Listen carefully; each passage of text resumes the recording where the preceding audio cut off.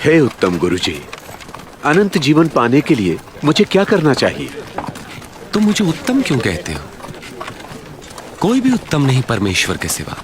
तुम आज्ञाएं तो जानते हो, व्यभिचार न करना, हत्या न करना, किसी पर झूठे आरोप न लगाना, अपने माता पिता का आदर करना। परंतु ये सभी आज्ञाएं तो मैं बचपन से ही मानता आया हूँ। तुम्हारे लिए भी एक काम करना आवश्यक है। अपना सब कुछ बेचकर धन गरीबों को बांट दो, तुम्हें स्वर्ग में धन मिलेगा। फिर मेरे पीछे हो लो। मगर हम तो व्यापारी हैं, बहुत धनवान। धनवान का परमेश्वर के राज्य में प्रवेश कितना कठिन है। धनवान के लिए परमेश्वर के राज्य में प्रवेश मुश्किल है, जबकि ऊंट का सुई के नाके से निकलना सहज है। तो फिर कौन मुक्ति पा सकता है? जो मनुष्य के लिए असंभव है वो परमेश्वर के लिए संभव है। वास्तव में कहाँ होगा ये परमेश्वर का राज्य? परमेश्वर का राज्य प्रकट रूप से नहीं आता।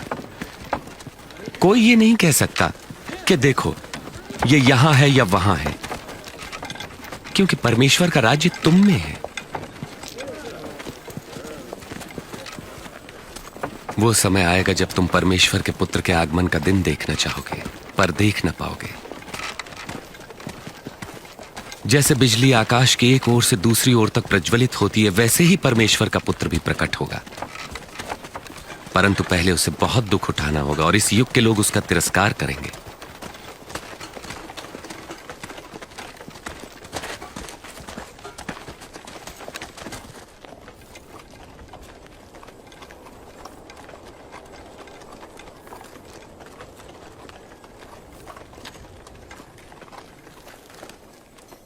आकाश और पृथ्वी का टल जाना सहज है, परंतु परमेश्वर के वचन का एक शब्द निष्फल न होगा। मैं कहता हूं, जो तुम देखते और सुनते हो, बहुत से भविष्यवक्ताओं और राजाओं ने देखना और सुनना चाहा, परंतु ऐसा न कर सके। हम क्या करें? धर्मशास्त्र क्या कहता है? इसका क्या अर्थ है? तुम अपने प्रभु परमेश्वर को संपूर्ण हृदय, संपूर्ण प्राण, संपूर्ण सामर्थ्य, संपूर्ण मन से प्रेम करो। पड़ोसी को अपने समान प्रेम करो। तुमने ठीक कहा, यही करो तो जीवित रहोगे। मेरा पड़ोसी कौन है? वे सैनिक तो नहीं। क्या राजा होगा? एक बार एक मनुष्य यरूशलेम से यरीहो जा रहा था। तब डाकुओं ने हमला किया और लूटकर उसे अधमरा छोड़कर चले गए। तब एक धर्मगुरु वहां से गुजरा और उसे देखकर वहां से कतरा कर चला गया। इसी प्रकार एक पुरोहित भी वहां से निकला, पास आया, उस व्यक्ति को देखा और मुंह फेर कर चला गया। परंतु एक दलित ने मार्ग से गुजरते समय उस घायल मनुष्य को देखा और उसका हृदय दया से भर गया।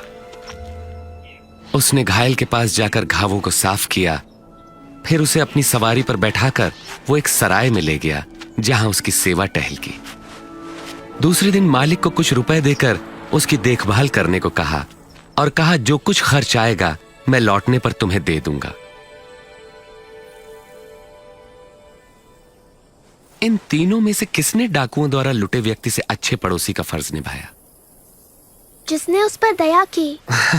फिर तुम भी यही करो। बच्चों को मेरे पास आने दो और उन्हें मना मत करो, क्योंकि परमेश्वर का राज्य ऐसों का ही है। मैं तुमसे सच कहता हूं, जो कोई परमेश्वर के राज्य को एक बालक की तरह ग्रहण नहीं करता, वो उसमें कभी प्रवेश न करेगा। जो कोई मेरे नाम से इस बालक का स्वागत करता है, मेरा करता है। जो मुझे स्वीकार करता है, मेरे भेजने वाले को करता है।